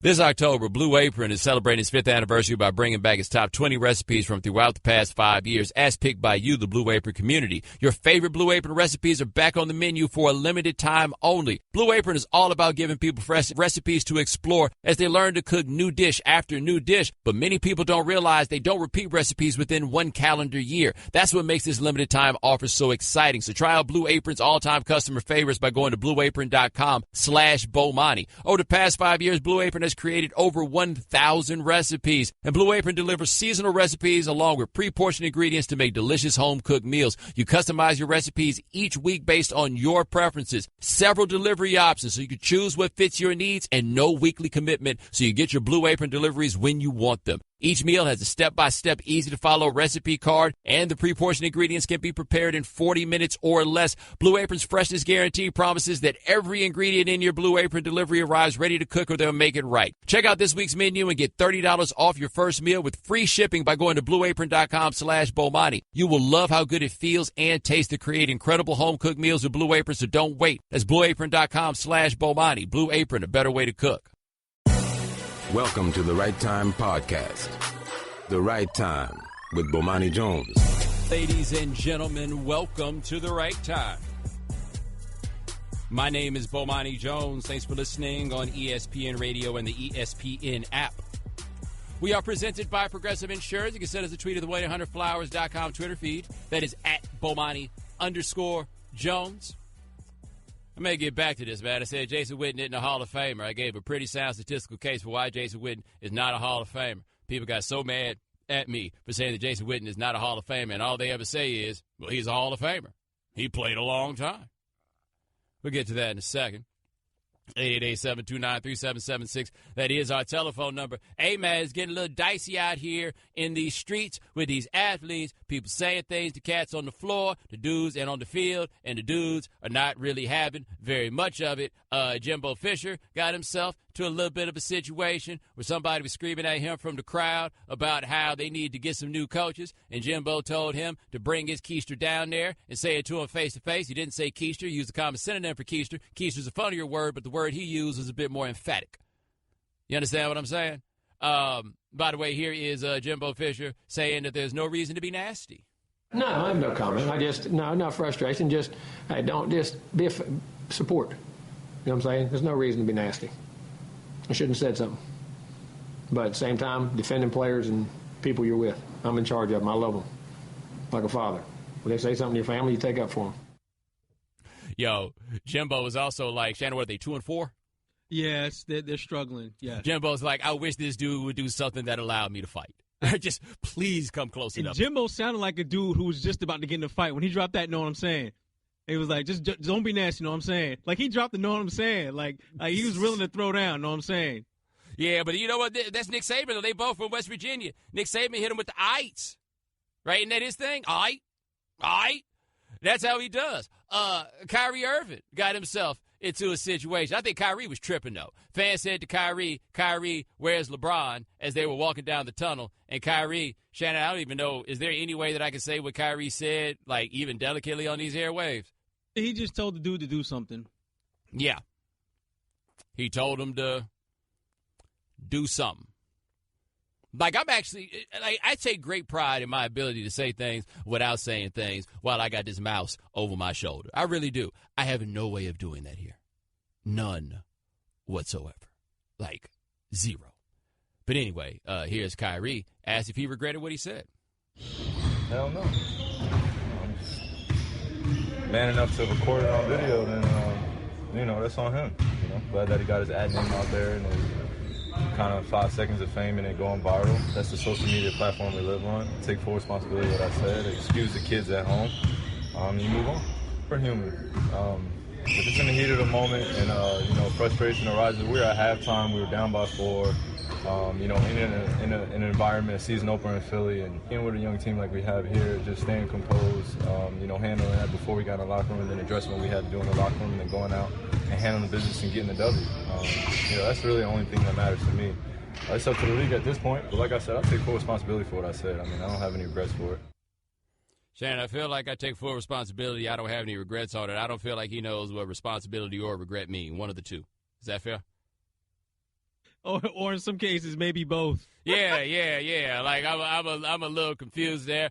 Jim McElwain said that his players have been getting death threats at Florida. And then we had the thing in Seattle where, by the way, Shannon, we always hear about Michael Bennett. They got a whole section of dudes over there not standing for the national anthem now. Did you notice that?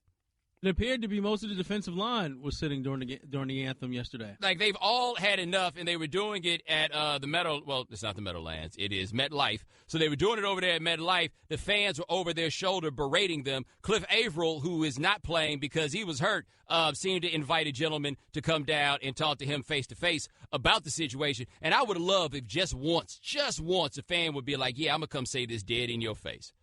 Because I feel like everybody needs that. Like, people feel as though the price of a ticket entitles them to say whatever it is that they want to people when they in the crowd. Like, that's just what they feel like. I paid for it. I get to give you a hard time. So I think Kyrie wears LeBron. I think that right there is a fair game. The things those cats are screaming at those dudes during the national anthem, while Shannon, correct me if I'm wrong, I don't think they were honoring the anthem by doing that. Is that how the anthem wants to be honored?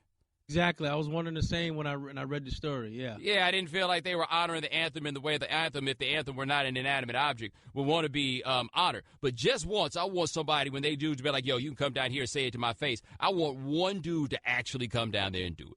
Just one. Some dude in my Twitter mentions, man, he got it. His Twitter name is not something I can pronounce, so I apologize, but I told him I would give him credit for this one. He was like, he wants to see an episode of Pros versus Joes where the Joes fight the pros, and I am totally here for that. Did they ever have a boxing episode of Pros versus Joes, by the way? I don't believe they had. Somebody would have lost their life if they did. Think about how great that would be. Pros versus Joes starring Larry Holmes. Like, I'm surprised people at Pros versus Joes didn't think about having Mike Tyson on there. But the problem with Mike Tyson was, like, yeah, Mike Tyson needs the money. Is there anybody out here that's really trying to get out here and fight Mike Tyson? Like, how much money would Shannon right now to fight Mike Tyson tomorrow? How much would they have to pay? Ooh, I would have to make Mayweather money. It's going to have to be a lot. I'm sorry. Yes. I'm not fighting Mike Tyson or the idiot. Will we be able ever to explain to the kids what the phenomenon of Mike Tyson was? Like, is there any way? Because there has not been anyone anywhere near being like Mike Tyson. There have been fighters who have been better than Mike Tyson, but nothing where it's just like, hey, you want to tune in and watch a grown man die? I remember that time Michael Spinks was standing in the ring and he had "I'm about to die" written across his face. Like, it wasn't actually written across his face, but he wrote it across his face with all that fear.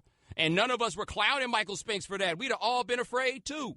Like, that was the culmination of it. But fans got to get to a place, man. This idea that you just get to talk to cats any way that you want to, one of y'all going to wind up getting too close. You ever seen that clip of that hockey game that one time that dude was talking that noise? I think it was to the Buffalo Sabres bench. And the next thing you know, he fell down onto the bench, and they passed him up and down like a party favor. Do you see that? I feel like every now and then people need to learn that, because I'll be the one to tell you, man, I personally I'm not an absolutist about violence. I prefer the world not be violent. At the same time, I do have a recognition. Sometimes people got to put their hands on you. This is just what it is. We have all been in these situations where at some point it just got to where the only resolution for this matter is to put hands on people, and the understanding that some things mean you're going to get hands put on you. Right? Like, that's just how this works. I really feel like once people get into a situation where the threat of violence is absent, that's when we have problems. And that's what we have with fans, is that fans feel like because they're in the crowd and there's railings and there's security and stuff like that, that nobody's going to say anything to them so they can say whatever it is that they want. But if you ever see a situation where it looks like that fan might come at them, everything changes. Shannon, you remember the malice at the Palace? That dude who threw that cup of beer at Artest, and then when Artest got up there and was right next to him, he shoved him off onto the dweeb. You remember that?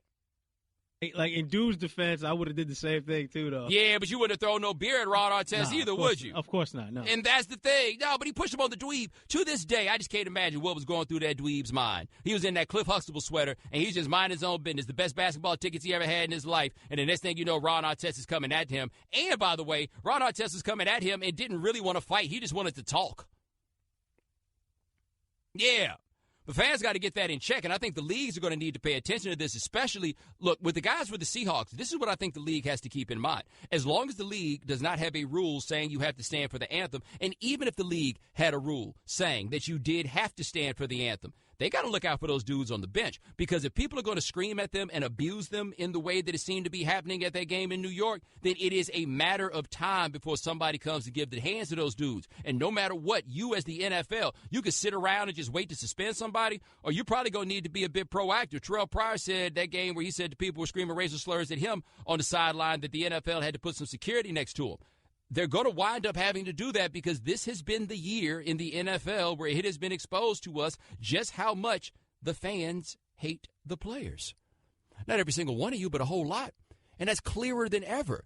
And as these cats start saying more and more, and as we start dealing with everything that's going on in the world, it's a matter of time before you wind up with a big problem, because everybody's on edge. Fans on edge, dudes on the field are on edge. And you mess around and take it too far, you're going to be on your back. All right, 888-729-3776. That's our telephone number. Coming up next, somebody going to put on their cape for Jason Witten. Also, we got a good Monday Night Football game tonight. But Mike Shanahan still talking about Robert Griffin. You're listening to ESPN Radio, the ESPN app, Sirius XM Channel 80. The Right Time with Bomani Jones. Ladies and gentlemen, welcome back to The Right Time. My name is Bomani Jones. Thanks for listening on ESPN Radio and the ESPN app. We are presented by Progressive Insurance. Spencer Hall of SB Nation will join us next segment to talk some college football. Spencer Hall will join us at 6:30 Eastern. Get instant gold status at Shell. Join the Fuel Rewards program now at fuelrewards.com/gold. 888-729-3776. That's our telephone number. I say Jason Witten is not a Hall of Famer. People get mad when I say that. But let's hit the phone and talk to Kit from Texas. Kit, thanks for calling The Right Time. Show. How you doing, man? Doing well. I'm going to be talking out of both sides of my mouth because I'm not a hard no on Witten like you, but I'm not a hard yes like some of these dingbats that have been calling in. I think of the tight ends that are on this year's ballot, Witten's way better than Ben Coates. I think of the people that are the senior ballot's concerned, he's way better than Todd Christensen. Of the people that are actually enshrined, I think he's better than Charlie Sanders, Jackie Smith, and Dave Casper. The problem is that still leaves him as the fourth best in his own generation. Yes. So it kind of depends on luck and in what order they retire, which is a dumb thing to say, but the Hall of Fame's kind of dumb when you actually think about it. Yeah, but here's the only thing I'll say, though. You mentioned Ben Coates. You go back and look at Ben Coates' numbers and, adjust for the era that he played in. Ben Coates was a two-time first-team All-Pro, same as Jason Witten. Ben Coates had a 96-catch season for 1,100 yards. Like, that's a Jason Witten sort of thing. Like, I think he stacks up more favorably to Ben Coates than you give him credit for. That might be the case. That might be. But you know what? The Cowboys of that era don't really have a lot going for them, and I just like this one thing because I know we're not going to get Romo. Yeah, hey, man, but you should get T.O. Does T.O. count? God. He's so conflicting. I mean, is any team going to take T.O.? Like, some team that doesn't have a Hall of Famer yet should sign T.O. over a one-day contract, have him retire as that. I tell you this, if there's a team that should take him, it should be the Eagles, because as much as they might hate T.O., T.O. got him in. I mean, that Super Bowl performance from T.O. is one of the great performances of all time on the broken leg. But, hey, Kit, man, I appreciate the call. You take it easy. All right, now, 888-729-3776. That is our telephone number. We got Washington and Philadelphia tonight in a Monday Night Football battle that, hey, man, is this not a good game? Like, I feel like we have a pretty good game. The team that comes out on top of this one, if I am not mistaken, will be the lead. Well, not necessarily the leader because they haven't played the same number of games. But if Washington wins, they'll be 4-2. The Eagles will be 5-2. They'll be right there neck and neck at the top of the division. Hey, man, this isn't bad. I'm with this. Shannon, are the Eagles the best team in the NFL? Is that possible? In the entire NFL? I mean, who's played better than the Eagles so far? Ooh, Who you got? And I'm looking there. They are, the only one-loss team in the league, right? The only one-loss team in the league. What you got? Look, Minnesota's 5-2. Are we saying Minnesota is better than the Eagles? The Saints are 4-2. The Rams are 5-2, and the Rams can't stop anybody from running. The Patriots are 5-2. I'm still not impressed. The Steelers, we don't know from week to week what exactly we're getting for them. At least it doesn't feel like that in spite of them being 5-2. The new penny shine is off the Kansas City Chiefs at 5-2. And at 5-1, let me check this. I'm pretty sure this is correct. Actually, no, I was going to say the Eagles have the best point differential in the league. No, the teams with the best point differential in the league, Shannon. You want to guess what they are? The Rams and Jaguars. Right. The Rams and Jaguars have the highest point differential in the NFL. That is where we are. My man Kevin Van Valkenburg of ESPN The Magazine wrote a pretty interesting feature on Kirk Cousins, and I thought he did a good job where he had to, the difficulty with Cousins, and, I mean, as someone who admittedly has had issues of falling prey to this and has to be careful about it, it's real easy to go from one extreme or another with Cousins because he, to be so ultimately nondescript has become a fairly polarizing sort of figure for a whole lot of reasons. Anyway, Van Valkenburg did a very good feature, I thought, on him, and for that you had to go talk to Mike Shanahan because it made sense to go talk to Mike Shanahan. Mike Shanahan is still salty about Robert Griffin. He's still so salty. Here's what he says. Robert was a diva to everyone, not just Kirk. His teammates all knew. Kirk handled that situation like a pro, and all his teammates could see it. Shannon, wasn't Kirk the backup? Handle the situation. You were drafted in a later round. This other guy was drafted second overall. How else was he supposed to handle the situation? Yeah, one of the stranger things about this is, in all the different stories about Cousins, like when Cousins finally got a chance to start in Washington, like I remember that time the Washington Post did that big spread about him when he got there. Like, oh, he waited his time being patient, and now he's got it. I'm like, yo, y'all are really excited about a fourth-round pick.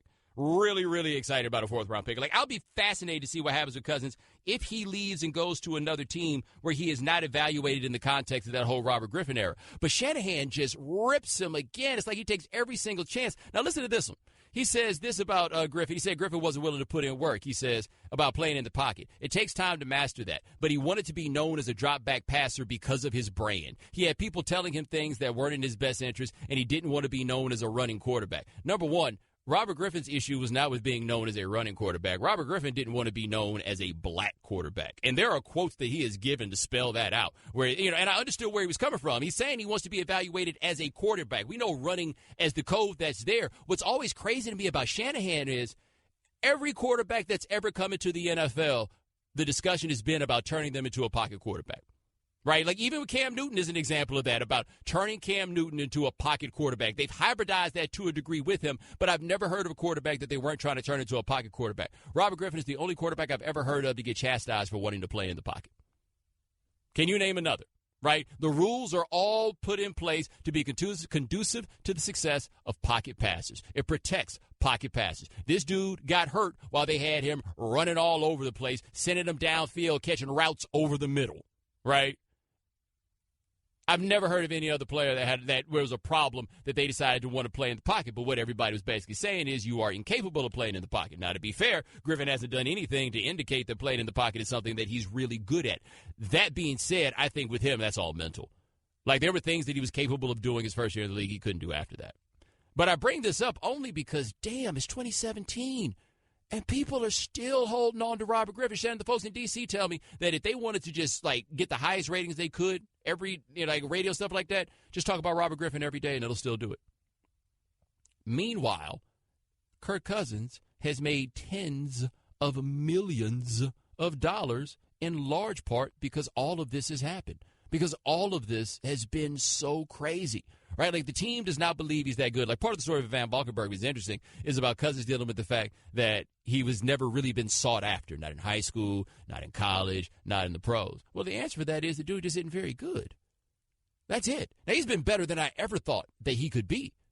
Right? Like, I firmly admit that what the quarterback I thought he was, he has progressed beyond that in a way where I was absolutely wrong in what I thought that the ceiling for him was. Right? Even if I don't think he's very good right now, he's so much better than I ever thought he was going to be, and there's no point in denying that, right? Like, I can see it. Like, for the last 2 years, I've been like, they really got to bring him back. They really got to bring him back. Like, what else are you going to do? You got to bring him back. And what that's made for is the most fascinating quarterback situation in the history of the NFL that didn't involve quarterbacks that proved to be good. Like, the 2 years of Griffin, the years of Griffin and Cousins from here to now, like 5 years, right? I think this is the 6th year of it. Has been amazingly fascinating. Amazingly fascinating. And right now, if you gave me the choice, I don't want either of those dudes playing on my team. It's the wildest thing in the world. But hey, here is where we are. Here is where we are. And as much as I can say these things about Kirk Cousins, Shannon, correct me if I'm wrong. You go look at the NFL schedule for this last week. Is Carson Wentz versus Kirk Cousins the best quarterback matchup of the week? Without a doubt. Like, I feel like the competition was Alex Smith and Derek Carr, right? But, like Winston and Tyrod Taylor. These are the better quarterback matchups of the week. Like, not even exaggerating here. Dalton Roethlisberger. Ryan and Brady, I guess. That's it, right? So I can say these things. Hey, man, Washington, they're going to have to figure out some way to pay him this money. And I hope Mike Shanahan gets a cut because he talked like he on the payroll. All right, 888-729-3776. That's our telephone number. Coming up next. Wait a minute. Is Notre Dame, like, really, really good? We'll talk to Spencer Hall on ESPN Radio, the ESPN app, Sirius XM Channel 80. If you've got goals, GNC's got the protein for you. GNC AMP Whey Bolic is clinically proven to increase muscle size and strength in just 8 weeks. Total Lean is the most comprehensive line of weight management protein. GNC has the best from popular brands like Optimum and Muscle Tech, and in-store exclusives from Ghost and Perform Mix. Try all the awesome, great tasting flavors like cereal milk, Tahitian vanilla, fruity charms, and fudge brownie. Save big with GNC's Beat 'em by a Buck price match guarantee. Find the right protein formula for your goal at GNC. The Right Time with Bomani Jones. Ladies and gentlemen, welcome back to The Right Time. My name is Bomani Jones. Thanks for listening on ESPN Radio and the ESPN app. All guests join us on the Shell Pennzoil Performance Line, just like our next guest. Check him out at EDSBS.com, also SBNation.com. He is the best college football writer in America. His name is Spencer Hall. All right, Spencer, so the beats that Notre Dame put on USC, are we saying that's more about Notre Dame being really good or USC not being what we thought? I like to think of it as a couple of individual strengths and weaknesses, which combined can flatter and definitely not flatter either partner. For instance, USC, turnover prone, inconsistent, makes mistakes, tends to go and then stop for a while and then be really inconsistent and then all of a sudden produce at the end of a game. It's not going to cut it when you're going against something as steady as Notre Dame, because in case you don't know, Notre Dame, they run the daylights out of the ball this year. And when you can do that, you can keep people on the field you can keep defense on the field for a long time. Those runs start to get a little bit longer. Also, they got multiple options. You got Adams and Wimbush at the backfield. You can pretty much zoom in if you can stop the run at USC and make Sam Darnold, make things happen. And sometimes those things that he makes happen, they've been interceptions a lot. There's a lot of people saying this reminds them of Jameis Winston's last year, where it felt like he was pressing and doing too much. And I don't think that's inaccurate. So I think that says a lot about how consistent Notre Dame's been. And I think when a team's that consistent, you go against an inconsistent USC team, as talented as they are, you're going to get a beatdown. Now, the thing, though, about that Darnold-Winston comparison is we said that Winston was just pressing, although I think we figured out that's just who he is. Yeah, no, and I think that's who Darnold is. I think that when you draft a quarterback, right, if you're thinking in terms of drafting a college quarterback, I think in terms of what they are, you don't get a product that's going to vary much. And what Sam Darnold is one of those guys that you just got to chalk turnovers into the equation and hope that the good balances out the bad, right? And by the way, that'll get you in the Hall of Fame if it's the right kind of good-bad mixture, right? Because Brett Favre was somebody who's not a risk-averse quarterback. Big spikes, big valleys, though, too. Also, by the way, Clay Helton and Sam Darnold's the most boring head coach quarterback combination of all time. Yeah, no, it's not good. Like if you're looking for bright quotes, if you're looking for electricity, if you're looking for a little bit of a buddy cop show there, cancel it because they're not going to hold an audience. We're talking to Spencer Hall of EDSBS.com here on The Right Time. Switching gears just a little bit. Syracuse almost got there with Miami, right? Like they kept it closer than I thought that they would. But how good do you think Miami is? I think Miami is pretty good. I just think they've been very consistent and they've been very lucky. And when you're consistent and you're pretty good, you can beat teams that are maybe better than you just by not making a whole lot of mistakes, or i.e. making fewer mistakes. Syracuse had, I believe, 4 turnovers in that game. Syracuse is a really fun team to watch, by the way. Had every opportunity to win that game if they just don't consistently hand Miami the ball over and over and over. And really, when we go back, you go, well, what's the sort of emotional high point of Miami's season thus far? It's beating Florida State. Well, that's cool. You know who else has beat Florida State? 4 other teams, because we're getting to the end of October, and they have 2 wins. Dose wins. It's not good, and it's not a particularly strong resume point when you look at Miami, but that's going to bear out because their schedule down the way, it's a little mean. They play some of those games at home, but they got to beat Virginia Tech. And we were talking about them earlier. They got to beat Notre Dame. Have fun trying to get them off the field. Now, speaking of Florida State, if you were the athletic director at Florida State, where would you be with Jimbo Fisher? Because I don't think you talk about firing Jimbo Fisher this year, but I don't know what they have anymore. Yeah, I don't think you do either. I just think you kind of have to have a look at where they are as a program. And by the way, we talk about the 10-year rule, which that's a little arbitrary. It's just kind of a general thing where you go, okay, if a coach has been somewhere 10 years, is everybody sick of them? Is it time for them to either reboot, reconsider what they're doing, restaff, get new assistants on, or maybe it's time for them to move on? Now, I don't think it's that time with Jimbo Fisher, but Jimbo Fisher's never really fired a coach, for instance. He's been very loyal to guys, and that can go stale after a while, and it'll start to show up. And he might want to consider sort of renovating that staff, because they might be due for a facelift, because if you look in-state at the recruiting, which, again, is always the war in Florida, that competition got stiffer than ever this year. Like when FAU has Lane Kiffin recruiting, FAU and FIU, right, with real guys recruiting players. USF? It's USF and UCF with Scott Frost there. It's just a meaner environment than it's ever been. And, over time, eventually you kind of have to change things. I will say this.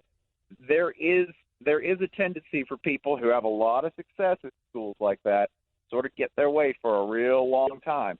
And after a while, that can kind of get to be an echo chamber. And I think that might be a little bit what you're dealing with. They're victims of their own success in Tallahassee. How nice you think Jimbo is with those hands? Because he was ready to fight that fan, or at least talked about it that way. And then I thought, ooh, West Virginia. Yeah, we talked about that a lot. He's from West Virginia, and I just feel like we were trying to match up whether you had a coach and a fan base who I'm pretty sure both of them were serious about, taking their shoes off and getting down. And I think that, if at Florida State, I'm pretty sure Jimbo's about it. I don't know if the guy in the stands is, but I'm going to lean yes, right? Like at Florida, no, you got too many, soon-to-be law students there who are already thinking about the liability and the damages they'll have to pay, right? Because half the people I went to school with at Florida ended up being lawyers, so they were already thinking about that, right? So that's not going to happen. And then I think if you're looking at other schools, like Texas, that's not happening at Texas. Everybody's just too chill at Texas, right? Yeah, he's driving us there, though, boy. Let me tell you, he's getting us close. I do think there were some people that were mad enough to fight Charlie Strong at Texas, except nobody was dumb enough to fight Charlie Strong. No. Charlie Strong buttoned his shirt all the way up to the top, right? You know why? Keep all that power in him. He's an extremely intimidating-looking dude. I would not try it. Like, if I had to fight a coach, I'm going to make it easy. I'm going with Bill Snyder every single time. You know why? He's old. It's not fair. And that means I might win. That's the only way I'm getting out of there alive, because everyone else is taking a piece out of me. 3 words on Charlie Strong, mayor of Gainesville. We are talking to Spencer Hall of SBNation.com here on The Right Time. Where are you on the Penn State wagon? I'm pretty positive about them. I think they do a really good job of making your weak points on defense very obvious very quickly. Joe Moorhead's super aggressive, and he's got 2 offensive pieces that can make you look real bad real fast. He's one of those guys who likes to do jerk routes, right? Wheel route. He'll get a wheel route, Saquon Barkley. You know what happens on a wheel route? You get a real fast guy on a guy who's not as fast as the real fast guy, and everyone looks like a jerk. They're really fun, really creative. They even had Trace McSorley running the inverted veer, where the quarterback keeps and runs up the middle, and toward the end of the game he was juking people on a Don Brown defense, which frankly I don't know if any of us were existentially prepared for, but it happened, all right? And that's what good offenses do. They make you uncomfortable, and they make you see things you didn't think you were going to see, like Trace McSorley, Heisman Trophy running back for a night. Yeah, I did not think it was possible to get Penn State this good in the 21st century. Was I crazy for that? Because, even, the declining significance of, the program and where it had been over the years, and then, that thing that happened, and now all of a sudden, this is as good a team as they've had since 1994. Absolutely, and I think, by the way, defensively, they're only going to get better. I still think they can round into form, right? Offensively, I think that we're going to see some slight improvement, but I think the defense has a ways to go and can actually get better and better, especially as that defensive line kind of continues to mature. I think it was probably a little premature to write them off, because if you look at where they are, you kind of think of them as sort of being tucked into the super country part of Pennsylvania. They're close to a lot of stuff. They're super dedicated to the program. They'll spend as much money as they need, right? They went and got James Franklin. They paid for somebody who is going to bring them into the 21st century in terms of recruiting. And that's what you want to look for, right? You don't want to write off a program if they're committed. They might make some mistakes, but over time, eventually, they're going to get it right by hiring the right person and continuing that recruiting. So I think that was probably pretty premature, and I'm guilty of that as well. I sort of thought they had slid into, not quite Nebraska territory, but I didn't think far off from that, and I was obviously deeply wrong. Yep, and LSU people think they might be able to get James Franklin, and I have all the jokes about why Dave Aranda and James Franklin can't both be on that same staff unless they're going to wear name tags. Spencer Hall, SBNation.com, joins us every week here to talk college football. Thanks so much, sir. I appreciate it. No, my pleasure. All right, now the Fall Football Tour on ESPN Radio is brought to you by Goodyear, reminding you that the Russillo Show will be live from Columbus this Friday covering the Penn State-Ohio State matchup. Goodyear, hard-working tires that deliver blimp-worthy performance. The Right Time with Bomani Jones. Ladies and gentlemen, welcome back to The Right Time. My name is Bomani Jones. Thanks for listening on ESPN Radio and the ESPN app. All guests join us on the Shell Pennzoil Performance Line. Thanks to Spencer Hall of SBNation.com for joining us last segment. Thanks to Ryan Clark of ESPN for joining us in the 5 o'clock Eastern hour. Thanks to Orlando Ledbetter of the Atlanta Journal-Constitution for joining us in the 4 o'clock Eastern hour. Remember, if you missed anything live, check out the Right Time podcast available on the ESPN app.